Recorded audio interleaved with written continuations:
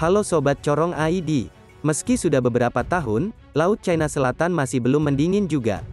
Kerumitan perebutan batas wilayah Laut China Selatan, antara Tiongkok dan sejumlah negara di Asia Tenggara termasuk Indonesia masih belum usai.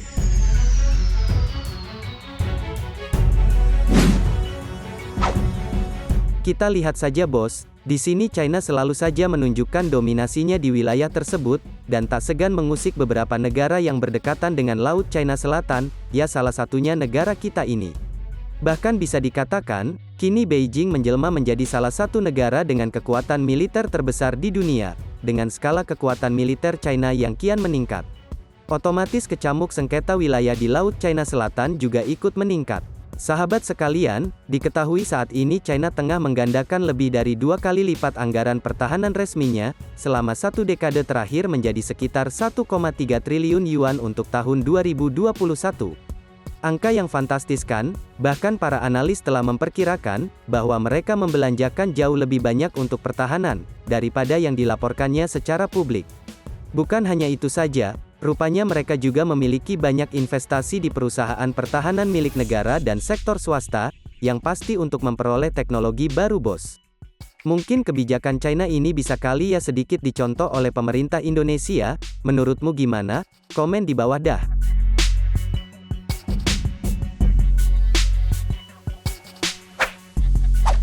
Nah, ambisi Beijing yang tak ada habisnya ini, atau malah terkesan jor-joran dalam hal peningkatan kekuatan militernya, tentu harus kita waspadai bukan? Sahabat sekalian, tapi syukurlah jika rupanya pemerintah kita sedikit bertindak, dengan membangun pangkalan militer di Natuna. Jelas dengan adanya pembangunan ini, Indonesia makin siap lagi menghadapi agresivitas Beijing di LCS kan. Terlebih pangkalan komando itu akan menjadi bagian dari Komando Eksekutif Operasi Pertempuran di Indonesia Barat. Dan jelas jika kehadirannya diharapkan membantu menguatkan unit TNI terintegrasi di Natuna, karena Natuna yang menjadi kunci strategis bagi TNI untuk memperkuat pasukan pertahanan Indonesia.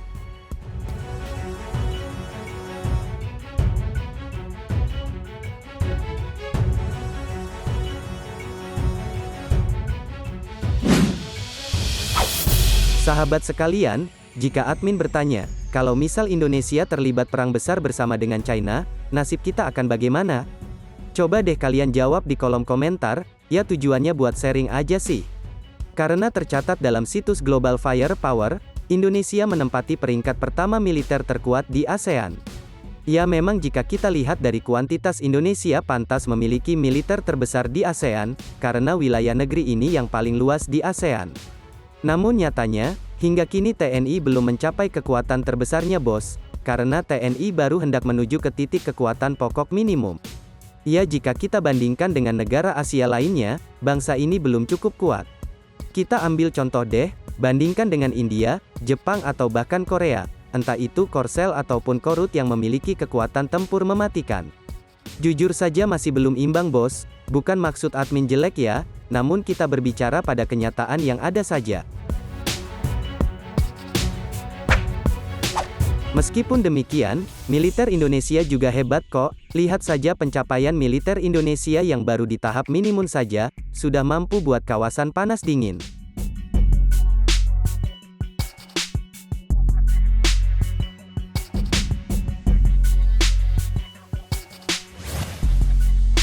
Sahabat sekalian, namun yang perlu diingat, sengketa dengan China di Natuna membuat kita harus berpikir lebih cerdik lagi.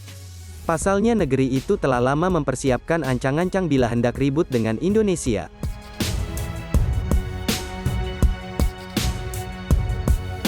Nah, dikutip dari PLA Daily, sejak bertahun-tahun lalu, rupanya China lebih dulu membangun pangkalan militer di Fiery Cross Reef. Di mana wilayah ini hanya berjarak 700 km saja dengan Natuna bos. Ditambah dengan landasan pacu yang dibangun China, guna menampung berbagai pesawat tempur sialan, pesawat tempur monsternya.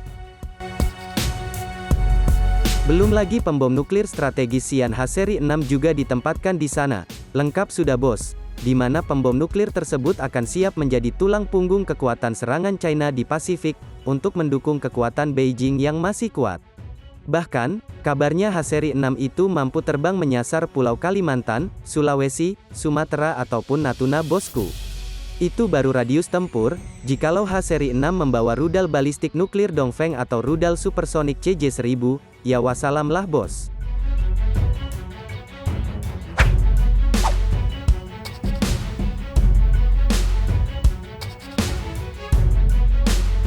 Jadi kesimpulannya di sini, perkuatan militer Indonesia ke depannya harus ditingkatkan lagi.